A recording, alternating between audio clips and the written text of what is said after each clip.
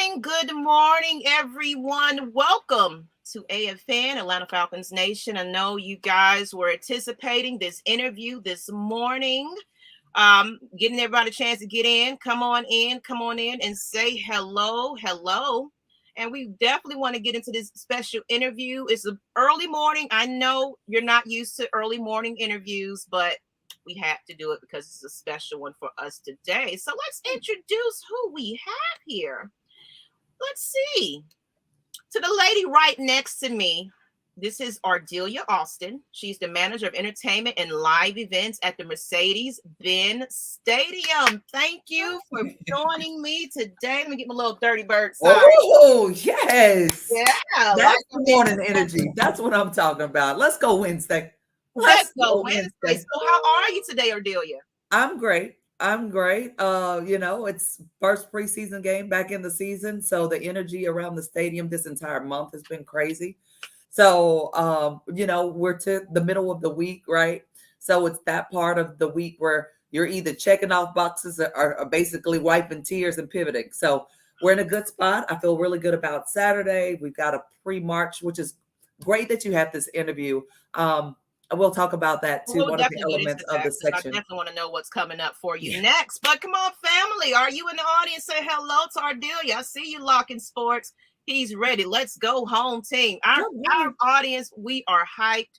We're excited about this season because not only are you guys going to make it, experience with this section, we're going to get into it, but it's just the energy of the entire team. So it's not going to be hard to get that interaction that you're looking for. So let's go right into the first question of the day.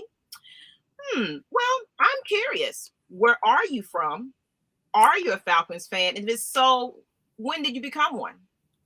So my route is a little different. I'm from Austin, Texas. Okay. I like to say I own the city, but that's not true. Grew up a Cowboys fan. I think it's just one of the things, like, you learn the fight song. You learn, even in elementary, I remember being taught the Longhorn song. So it was more inactive, right? As opposed to me choosing. So just grew up. It was in the back of my mind. I played volleyball in high school, middle school, college. Okay. So I was really a volleyball fan, if more than anything else. And we kind of competed. So in high school, they played on Fridays and we played on Fridays. So it was never a real love for football in that sense. So it was easy to kind of pathway to a team. Okay. I get it. And then, so I moved. Well, before I came to a Holyfield fight, first time I came to Atlanta as an adult, met this guy, and we started dating. So he took me to a Falcons game. This was 99. Okay. Right? Right. Yeah. Where it was the best time to be a Falcons fan. Well, I didn't know. I'm coming in with my cowboy badge. I'm like, I experienced the city, the people in the city in such a new way. Football became an interest. It was never an interest. It's kind of just, okay. I'm from Texas. The excitement in the dome. Oh yeah. The air guitar, the features, it was so dizzying. So not to mention, that's back when you had Jamal, you had Tugger, right. You had. I say all the best. That was the best team for me. I feel like right there. How could you not? And then same guy took me to the Super Bowl in Miami. So you went to that Super Bowl. That Super Bowl. So this was 98. We're in Miami. It's crazy. We're lower. So that was my first real introduction to NFL football, loving the people. I fell in love with Atlanta. Fell in love with the guy afterwards, but fell in love with Atlanta. Atlanta first. Yes, absolutely. So after that, I've been like, okay, still lived in Houston. Was always trying to get back to Atlanta, always wanting that creation. So at that point, it was like, okay. It wasn't until I moved here in 2002. Okay. So that usher in the big era, right? Yes, So yes, now, yes. not only is the city on fire, but this quarterback is a brand new quarterback, and now I'm hooked. I'm like, what? Right? I mean, the power passes, the dome was going super stupid, not just because of the team, right? Because in theory, and my memory just kind of clouded, right? Because they weren't as a successful team They weren't. as the team that we had with Matt Ryan, but the energy, right? That was the thing. You lost and still felt great. Oh yeah. You're So, right. I mean, like we definitely have some die hard, no matter the season, no matter the time, that just don't care. We just like to tailgate, we like to party, we like to have a good time, and we like to support our team and travel. oh That's yeah. just that's what it is. I was a diehard fan for, of course, life. That's just something that I was born into. But it was around that 97, 98 year that I really grasped why I love it so much. I mean, of course, the primetime days and everything else was exciting as well, but I was still in school. I was still not really paying any attention. I watched the Super Bowls with my father and everything else, but I started falling in love right when that era, Jamal Anderson, Chuck Smith, all of them during that time. So Was it? I mean, how could you not? And this is a visitor coming in. I remember when y'all were in the playoffs and there was a snowstorm. Me thinking, how bad could it really be? Can I get up there? Like, that was how my mindset. That was the mindset shift. So yeah. absolutely, absolutely. I'm excited. So I'm assuming you was also a big Michael Vick fan. Oh, absolutely. Mhm. Absolutely. Still am a big Michael Vick fan. I'm a big proponent of people changing the game. I love to see growth in everything, right? Everything has its next projection, uh, progression. And for me, that was the era where people were still on the fence about black quarterbacks. And the mobility and the sheer athleticism made you not only respect them, but made you watch them. So, yeah, again, like not a big football fan up until that point, like in love with the team or may have liked the player or may have liked the city. And then when Vic came in, it made me figure out, oh wow, okay, because I'm like, why are they missing the catches? What's happening here? Why are they, is this guy this fast? But learning defenses, learning lineups, learning acumen, like all of that stuff came during that era for me. Okay. All right. And I see Javion Jenkins. Hey, Maggie, tell Pooh I said hi. Hello, hello. And let's get right into the next question here. So we want to hear So about what. Jovi and I went to college together. Hey, Jovian. Oh, you know him. Okay. Oh, that's why he did make a message on my post previous. It said, yeah, you guys were cool like that. Okay. Hey, So he said Jovian. hello. But tell us about your role as a manager of entertainment and live events at the Mercedes-Benz Stadium. Okay. And how long have you been in this role? What are your responsibilities? Okay. So I've kind of had like I said, I had a different path. So when I first started, my background's in real estate. Okay. And so 2009, I was looking, right? The market was tanking. I was looking for something else to Kind of like do. what's marketing, and it's tanking now. Yeah. It's for you. What's next? I like my lifestyle. Let's figure this out, right? So I went to Connecticut School of Broadcasting, and this is the long way. I'm gonna try to get you to the point faster. Um, and so I always knew that I had a voice that I always knew I had something that I wanted to say. Okay. And so didn't know where to take it. So I had one of my professors was in sports. And she had a big background, Nicole Stevens. I don't know if you know her, but she had a big background, was on ESPN, was on Mhm. BET. And so as we got into the courses, she was like, "Hey, I want you to do a sports package." And I was like, "Okay." So it was for the Hawks, right? Okay. Okay. Wasn't in my mind, the Hawks is great, basketball is great, but I'd fallen in love with the Falcons, right? So There you go. I'm like, okay. I'll So give I it. wind up right, like at the point where there's a grade, you have to do it, right? So I'm like, all right, cool. So I go into it and I'm really comfortable around people and I'm having a good time. And so I realized that my package, like how being natural with them and hanging out was not an issue. I wasn't starstruck, any of that good stuff. So I wound up like started leaning towards the sports thing, but didn't know what I wanted to do with it. Mhm. Early on, there was a Twitter. I created a Twitter account with, okay, I'm going to kind of launch my sports thing, kind of get some fillers out there. There was a guy named Eric Parker, and not the Eric Parker that you know. It's another Eric Parker. Okay. I was like, I know that Eric I Parker. I do. Me and Eric are cool. Love Eric.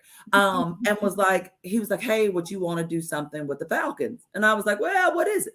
So it wound up being live events and entertainment. So back in the Dome days, they didn't have an in-house live events team. They outsourced it.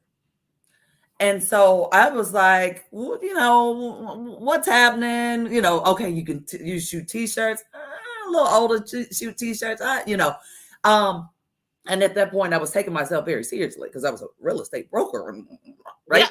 Yeah, And so I'm like, I'll test it out, right? At that point, it was like, you know what? Don't say no because you don't know, right? No. You never know the opportunity, where it can take you, So it wound up being one of a really cool opportunity. I got in the company that was subcontracted. I wound up becoming the liaison and helping the owner, and became the face because the owner lived in Tennessee. And so I would be the one who was in the meeting with marketing, who was in the meeting with the major events. So it kind of blossomed from there. So then I did event days. Then from event days, they recommended me for the Super Bowl. So I was the director of volunteer program for Super Bowl and national championship. Oh man, that sounds exciting. It was really cool. But again, the love for the city, the love for the people came to part. So then once because those are contracts, once those contracts were up, the stadium asked me, hey, can you come help us out? And I was like, oh, okay.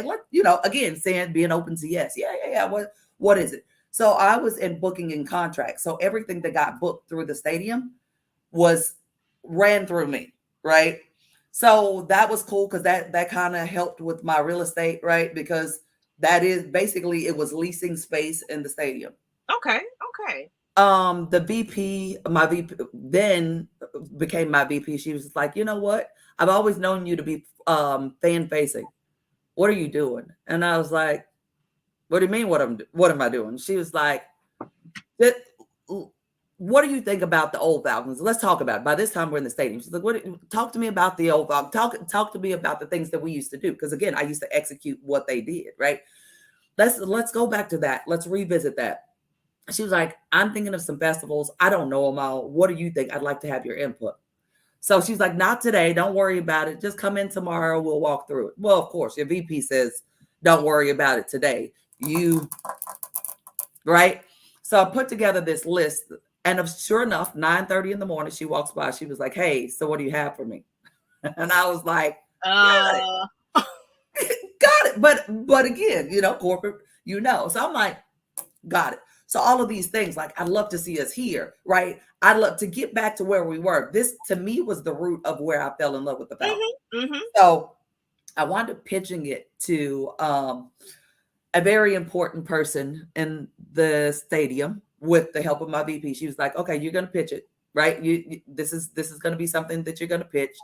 And it went from Atlanta market to let's really rock out this section. I did research on, especially coming from Super Bowl, we had a lot of the statistics. We knew that 33% of the people who graduate college stay within 200 miles of where they graduated from. So you're right. So you got all of that around. Only thing that we didn't have was people actively speaking our names, right? People giving the opportunities to fall in love with the Falcons in their own unique way. So it was just an incredible opportunity. So what I do from day to day, I have 2 people that report to me. Okay. I have a database of the Dirty Bird's Nest. Right now we're almost full. We're 880 something people. Oh wow! So yeah, pretty deep now. Yeah, and because it's a general admission section and there is some standing room, we can push those numbers. So not worried about that. But this time last year, we were probably sitting at 400 people. So you don't increase it. That's perfect. Yeah. Yes. Well, no. Again, I knew these people existed. You couldn't tell me these. I met them. You just had to get to them and get it out there. We are not part of the ticketing process at all. So we get them from ticketing, and then we are the experiential element of the Dirty Bird's Nest or Falcons experience. Because this is a brand new thing in the NFL, there's no other paid section like ours. And that's what I Um, wanted to get into. So I'm glad you're going there. That was one of my questions. Just tell us about that. It's actually the first section like this in an NFL. it is. So, of course, there are fan sections all over, right? But typically, people volunteer. They get groups in there. There's a person who kind of runs it. It is not an entire season worth. And I'm sorry if my lisp is coming out. I'm training these teeth, y'all. So Oh no, it's okay. forgive me. These Invisaligns are doing a number on my words. But knowing, right, going into this season, going into last season, we knew it was going to be a shakeup. We knew things were not trending in the same way. Yeah. But nervous as to, you've been here, you know how this thing, you have those diehard avids, and then you have the people who are cool because it's Sunday and they have something to do, or Yeah. just stopped in with a friend, but in their other uniform, in their other Yeah. jersey. And So, I hated that. yeah. Hated that. Yeah. You know, it's from what I see, a lot of people kind of casually come in. They sit down, they're just eating their food, drinking their drinks, and it's like there's not a lot of big interaction and participation. Like I would like it need to be where we shouldn't hear the opponents at all. No. Or and their jerseys shouldn't outshine our jerseys in the stadium. That's crazy. See, and that's what I'm loving that you're here because we're getting the inside. You know, we preach it on AFN. It's like we need more fan participation. Get your butts in the seat. Stop selling them to the opponents. Get in there. We Get in should there. be seeing on TV more jerseys from the other fans. Like, where are we? Are we in the Atlanta Falcons Stadium or where are we? You don't even know. It's such a city that embraces everything, which is a good thing. But there is something to be said about being loyal, right? And growing up loyal is a thing. And you're not going to catch me in another like, I don't care what Exactly. it is. I don't entertain anything else. I don't care if you buy it for me. I'll hand it to somebody else. I am diehard Dirty Bird to the core. Yes, I ma'am. got Falcons everything, everywhere. So you can't change my mind. I don't care what the season is. I am a diehard fan. And that's what Amen. I love it. So now we got a little bit about that now. Let's talk about some of the high profile events other than these, section, the Dirty Bird Nest. Well, we're gonna get to that in a minute, but what high profile events have you done so far? So me as a person, that was a question. So me as a person, or with the Dirty Bird's Nest, what are we doing? How are we tracking throughout the Well, year? just as a person, because you're in charge of live events and entertainment. So what other, things that you're in charge of, what's some high profile events you've done outside of Dirty Bird Nest? So the Dirty Bird's Nest is my core. So at this point, like we have 30 captains, one honorary captain. It is and these are people that are, again, diehard. We have somebody who flies in every game from Las Vegas. We have people that fly, like, it is a thing. For me, is amplifying that voice and getting them unique experiences. Gotcha. So we got them into the Ring of Honor. We had a section in there. The kickoff event, we always are there. We have a not only a presence, but typically there is a part of the show that we're scripted into, right? Because at the end of the day, if you don't know people like us exist, then you don't know that there's a standard. And we plan on upholding the standard, and not only inside the stadium, but outside as well. And then it encourages other NFL teams. It's like I went to the Mercedes-Benz Stadium, and my goodness, that section, because you know what? Like I said, State Farm Arena, they have it with the 6-man section. You know about it now. You see the big heads and all of that. You know that section at this point. It's to the point where it's like I recognize some fans in there. They're pointing out people in that section. So it becomes the who all of the be alls. Eventually, it just grows into that. And I love it. Then you travel and you're getting them to the Ring of Honor and other things where maybe it wasn't as electric, with the audience and things like that. But they're coming in here and hype like we finna, go ahead, it's exciting. And not only that, we are planning a New Orleans takeover. Oh, man. So for the December game, because again, they come into our house and are very disrespectful, right? I might have to be a part of that. I'm The just way, I'm just listen, gonna have to figure out where you guys are at, and I might just have to. listen. It will. We are working the plans now. Okay. Right now the game is scheduled to possibly flex from a Saturday to a Sunday. So I'm sure that's always dependent on how the teams are doing. So either the 17th or the 18th of December, Okay. we will be in New Orleans. Yeah. We're taking at least one bus load. We're working to see how many people are interested. We've gotten lots of traction, but we want to be there. We want to be there. We want to be in our Dirty Bird's nest. We want to march to the stadium. We not only coming as the nest, but also coming as the fans that really will be in there. Oh, So yeah. a lot of funny things that are coming because I went to school and Joey and I went to school in Louisiana. So a Grambling State alumni. So it's been hard calling. We have a friend from I won't say, but we're doing some undercover calling to get spaces. Right. So Okay. yeah. So yes, So yes. they one, they don't tax us, and two, that they make sure that they let us in. So it's going to be fun. All of that is playing secret squirrel for the Falcons organization is always right up my alley. Like what Mike Sports said, we need more passionate people to represent people. I think a lot of people just want to be somewhere and they don't really love the team. And Agreed. I mean, but that's the purpose. Even if they're casual, it's the experience they're getting once they get in there. So let's get right into it. We want to talk about this. Now we know how it began. Let's give us a little bit about it, because, of course, like I said, this is the only designated ticketed super fan section in the NFL. Where did the vision? So we already kind of heard where the vision comes from. What changes, if any, has occurred from the inaugural season? Because I know you just kind of started, and I think you're growing now. So what's different this season about on the Dirty Bird Nest? So we launched in February last year, right? Okay. So it was you know how the teen mom has the baby and they grow up together. Yeah. It was a lot of that. We knew that there was energy. So I really pushed hard on making sure that we had the right people in the section, right? So we put things in the clause to make sure that you come to a certain amount of games. We wanted to reward fandom at the end of the game if you stayed post zeros, because that was also heart-wrenching. People would get mad and leave. Like Atlanta traffic is not going to be there at any time, right? They would leave in the middle of the game. They standing next to fans that are super upset. All transparency. I can't kick. I can't block. Mm-hmm. I can't throw. And I'm making all of y'all are right here with me. Yeah. What we're going to do is we're going to support our team. And like I said at the beginning, it was something we were trying something new. And the buy-in from the higher ups was always there. But getting your team to kind of come over and acknowledge the section, getting their involvement to be like, hey, y'all, we over here. Yeah. Now they know where we are. Okay. We've gotten them out. We've basically held audience with them, let them know who we are. We had 3 of the younger guys come to our captain summit, which was an 8-hour summit. We had time to plan.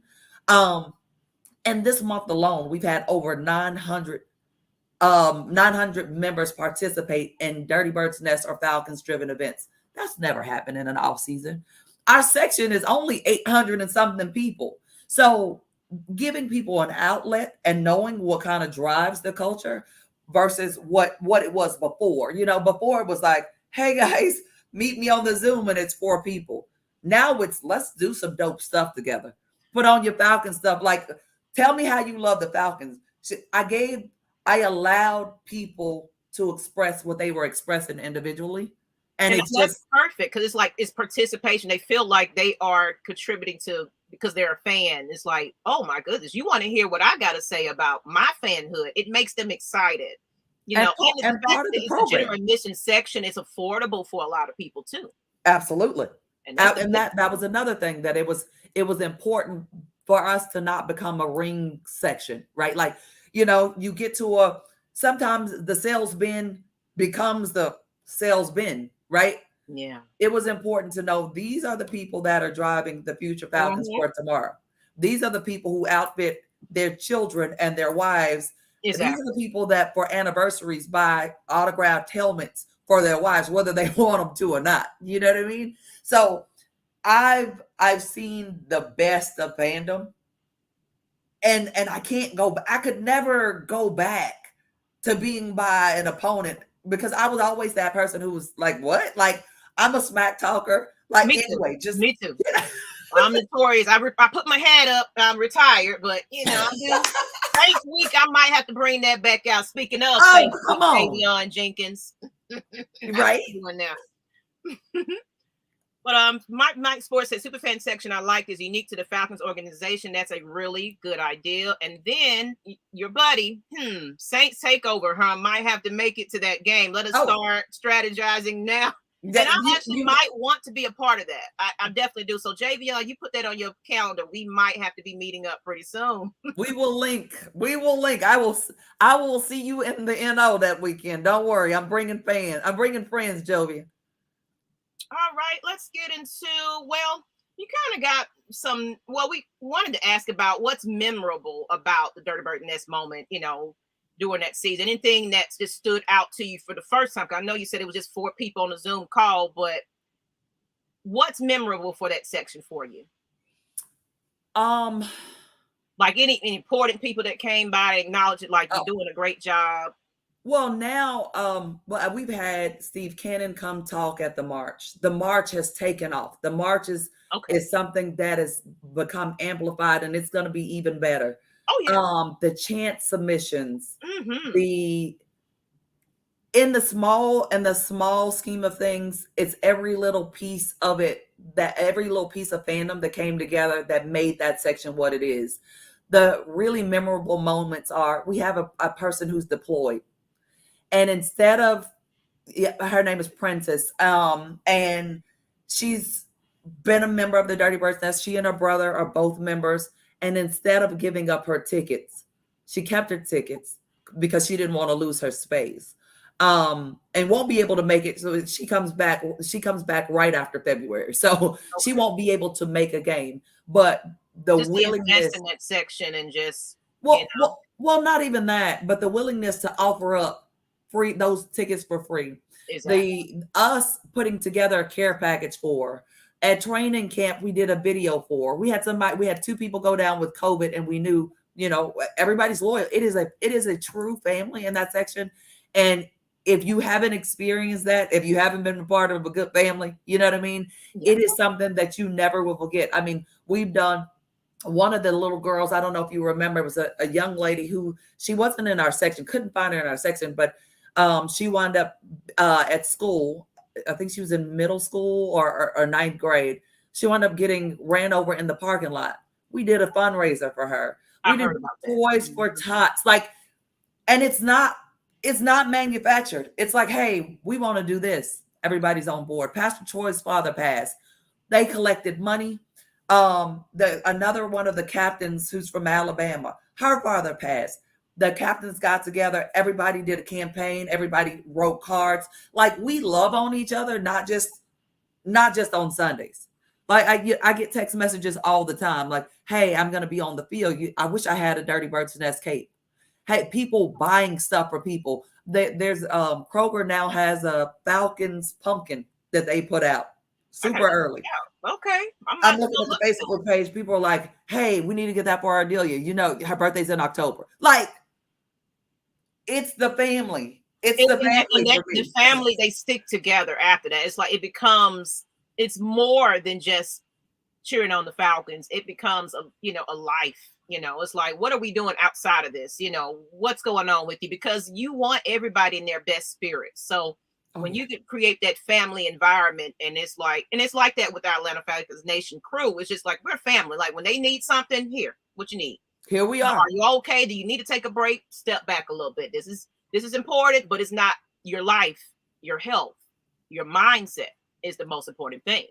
And coming out of COVID too, it's so important. I just had COVID about a month ago. Then my kids. No. That's why it was like I haven't been out. So now I'm finally getting out there. But it wasn't as bad. This strand is not as bad, but it's like it's going around. It's more contagious. Yeah. Less severe, but more contagious. And you want to get in the stadium and have a good time, but you have to be limited. But let's get right into right here, and then we're gonna wrap it up. I know your 30 minutes is coming up.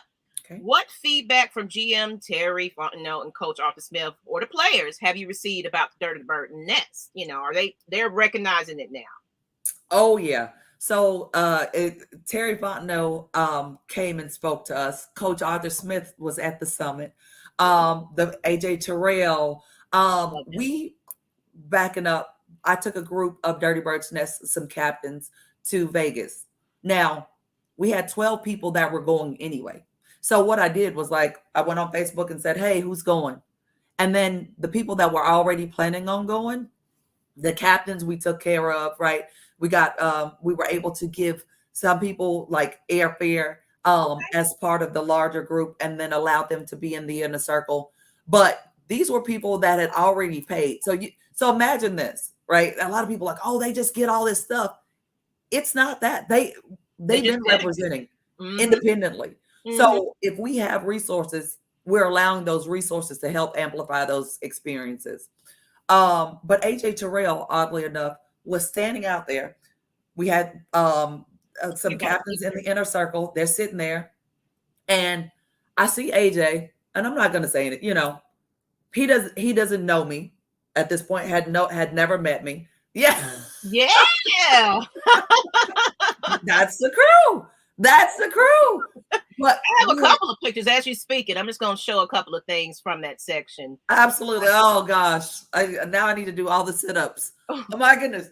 Yep, that's us. That's us doing the million man pack. Or yes, Lisa was a part of that. I definitely want to participate, and I think it's beautiful. I definitely think it is. And they come up with it. They're like, hey, and again, some of the captains were volunteers with me at the Super Bowl. Some of the people, not just captains, were at national championship. So they have that humanitarian spirit already. So we're just like, okay, what are we doing? Let's go. Miss Lizette is 80 years old. The one holding the white flag. Oh, wow. 80 years old. And getting around and smiling. And that's dedication. I love it. And all walks of life, all ages. She was a season ticket holder for 24. She's been a season ticket holder for 24 years. Okay. Yep. And like her testimony is, hey, I've been in the same section for decades and not known the people who were next to me. And that's because everybody kind of comes in individually. This is you and Lisa. Yes, my girl. I'm so glad she's in the nest this year. So happy. It's funny because I met her we were Facebook friends first. And I met her in my DM. She was like, hey, I noticed something that was wrong on the website. And so, like, she is a critiquer. She loves her, she's a grammar lady. I love it. Well, the beautiful thing about that is at the end of the day, we all have to do our part again with the family, right? At home, if you see something that's spilled on the floor, don't come tell somebody else about it. Fix it. And so I was like, wasn't my department, had nothing to do with it. But I'm like, hey, let's make sure that it's right. Because if people are looking, that's important. So. And then here's Hawk. I admire your dedication to the team down to go 4-13. Hater. It's all about the fanhood and the dedication. It shouldn't be a win that's going to put somebody in the seat. You should just be eager to cheer them on regardless. Because, hey, the Braves did it. They rebuilt. They went through a terrible few years to get to where they are. So it's like, that's what we're trying to create. We're trying to create fans that are here because they just want to support the team no matter what. But think about it like this, right? Your family, right? Like your family, do you love them all the time? Do they do the right thing all the time? No, they don't. No. But guess what? They're still your family. And at the end of the day, if you know tomorrow can be a better day for them, why not show up for them? So again, Hawk, I'm certain you can't catch, punt, throw, or take a tackle. So at the end of the day, that's cool. But again, if you can't do that, you can do what you can do. Absolutely. And this city has given so much to me, period. Yeah. I would never, no matter where life takes me, I could never recreate this magic somewhere else. Could never. because the people are what make it. So there's that. How That's right. And he tried to come talk trash to the guys because we do have fellas that come on Thursdays and Sundays. So that's what he was expecting. Like I said, this is an impromptu show. They're not used to us in the mornings. okay. But last but not least, is there availability? I know you said you're not full yet, but is there an opportunity for some people that's watching this today that can join the Dirty Bird Nest before the season starts? Well, the season is here, but September 11th. September 11th. So there are a few opportunities. We are not just looking for anybody. It's not about the discount. It's about your heart, right? Yes. Because we do things. We show up early and we stay late. It's not gonna fit if that's not who you You're are. ready to You're get not up and invested in go. this team. You know, you coming in, you late. You okay? No. I'm out, you guys. No. No, but we have so many exciting things. So yes, so what I would recommend, if you know someone who's in the Dirty Bird's Nest, let them give you the referral form. They have the link. If you do not, you can go to the Falcons website and search Dirty Bird's Nest. You'll see our video. You'll see a hype video. You'll see who we are, what we're about, and it kind of gives you a little overview of what the section is. And then you can fill out a form. And in that form, you'll have a person that will call you back and we can get you all signed up. You said / Dirty Bird Nest. Well, on the site, there's a search button and you can just put Dirty Bird's Nest, or you can type in Atlanta Falcons Dirty Bird's Nest, either one of them. Okay. We should be searchable. I'm definitely looking for it now. And okay, people. So if you want to get involved in this section, hope I wasn't breaking up a little bit, but I will put the link in the description as well as in the chat. I'm just trying to pull that up. But any last words you want to say to the fan base as I'm pulling up this website? I do. I want to say everyone's invited to the march. Come show your love for the Falcons. We have a Falcons only tailgate. Falcons only.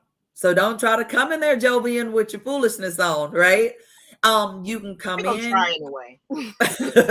Anheuser-Busch has teamed up with us. They're all about the welcome back, and they've given us 2 kegs. So every regular season home game, we will have 2 kegs. Our tailgate starts around 9:15, 9:30. Okay.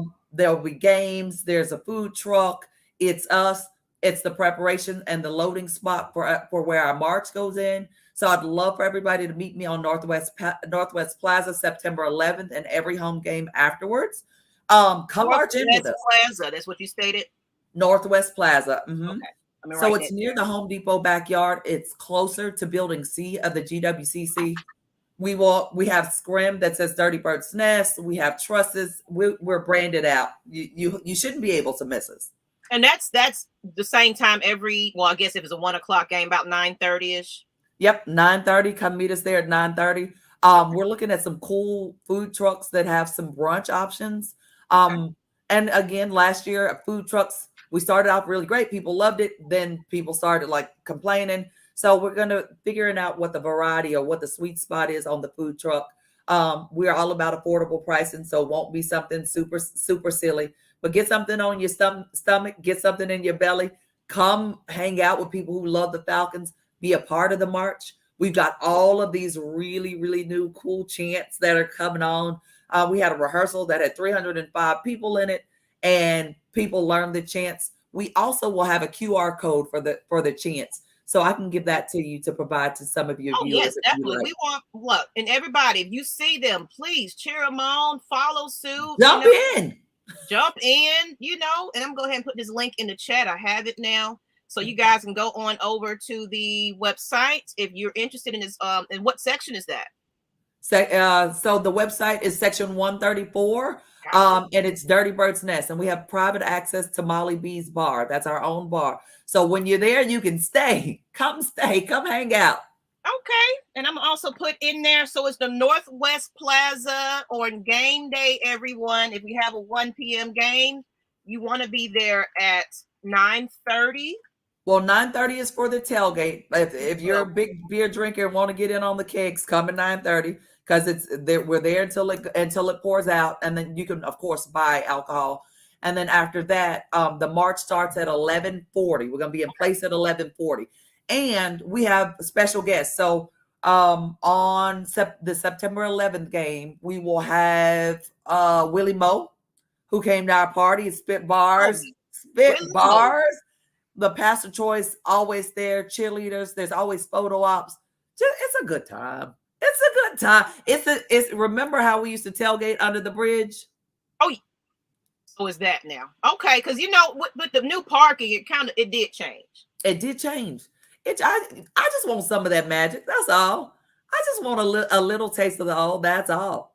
That's right. So I'm putting this in the link, everyone, so you'll know. So 9:30 a.m. Northwest Plaza, and then we have the parade march at 11:40 a.m. So y'all just jump in, get ready, come have a good time, and it's an affordable time for you. And just let her know that AFN brought you when y'all see them. You're gonna see Lisa out there too, so you'll recognize her and Lisa.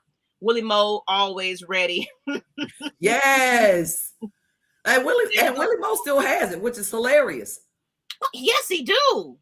I say he need to suit up and come on out. He still look good. He does. Neck all bucked up. I was like, Willie Moe, what are you doing? Well, thank you, Ardelia. I don't want to hold up more of your time. I love that you took your time out your day to let us know about this section. Good morning. Good morning, Eric. Thank you, Eric Parker. Okay, is that the Eric Parker? Well, that's not the one who introduced me, but that's the one who is always at training camps. That's right. Always. He's probably got more articles written about him than any other fan I know. Oh yeah, he's the meme guy. Now you see a meme and you shared it. I'm pretty sure you know who Eric Parker is. She sounds like Quiet Storm radio show host.